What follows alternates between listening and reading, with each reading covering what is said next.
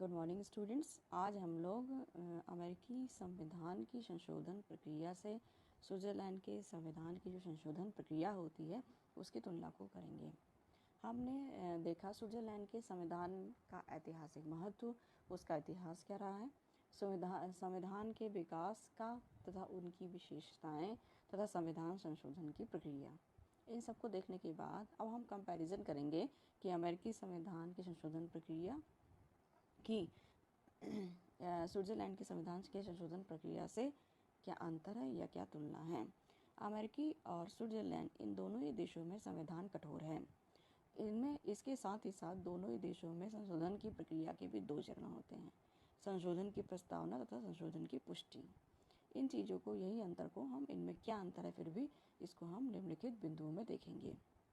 सबसे पहला, स्विस पद्धति में पूर्ण संवैधानिक संशोधन और आंशिक संवैधानिक संशोधन में भेद किया गया है, लेकिन अमेरिकी संविधान की संशोधन प्रक्रिया में इस प्रकार का कोई भी भेद नहीं दिखता है। दूसरा अंतर, स्विट्ज़रलैंड में जनता के द्वारा संविधान में संशोधन का प्रस्ताव प्रस्तावित किया जाता है और संशोधन प्रस्ताव तभी पारित होता है जब जनता के बहुमत के द्वारा उसे स्वीकृति प्रदान कर दी जाए। लेकिन अमेरिका, भारत, रूस या अन्य देशों में जनता को संवैधानिक संशोधन की प्रस्तावना का अधिकार नहीं दिया गया है। इन देशों में संवैधानिक संशोधन की पुष्टि के लिए लोक निर्णय की व्यवस्था नहीं है। इस प्रकार से संविधान में संशोधन की प्रक्रिया अमेरिका या अन्य किसी के भी संविधान की तुलना में एकदम अलग है। तीसरा अंतर हम देखते हैं कि स्विट्ज़रलैंड में कार्यपालिका द्वारा संशोधन प्रस्तावित किए जाने की व्यवस्था है, परंतु अमेरिका या अन्य देशों में ऐसा नहीं देखा जाता है।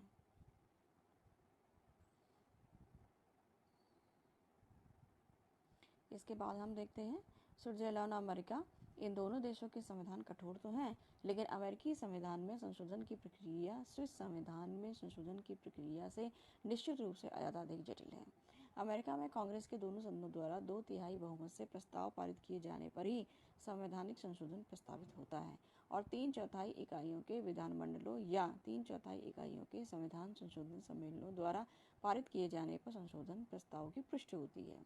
लेकिन स्विट्ज़रलैंड के संबंध में संघीय संसद के दोनों सदनों के बहुमत, कैंटनों के बहुमत और जनता के बहुमत की ही आवश्यकता है।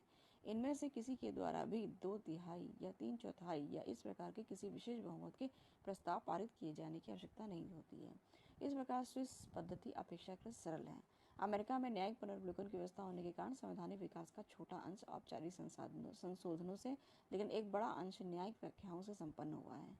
स्विट्ज़रलैंड में न्यायिक पुनर्विलोकन की कोई व्यवस्था नहीं है और वैधानिक विकास का समस्त कार्य औपचारिक संशोधनों से ही संपन्न हुआ है और आगे भी ऐसा ही होता रहेगा। इस प्रकार हम देखते हैं कि अमेरिका के स्विट्ज़रलैंड के संविधान में काफ़ी अंतर है। कठोर संविधान बाहर से दृष्टिगोचर होता है, परंतु अलग अलग प्रक्रियाओं को उन्होंने अपनाया है। स्विट्ज़रलैंड में लोक निर्णय लोकमत आरंभक की बात की गई है, जिसमें इन जनता को प्रत्यक्ष रूप से दावेदारी दी है किसी भी चीज़ में, चुनाव में, संविधान संशोधन में, किसी भी प्रक्रिया में जो कानून से निर्मित है। अतः यहाँ पर कहा जा सकता है कि स्विट्ज़रलैंड का संविधान प्रत्यक्ष लोकतंत्र का संविधान कहलाता है।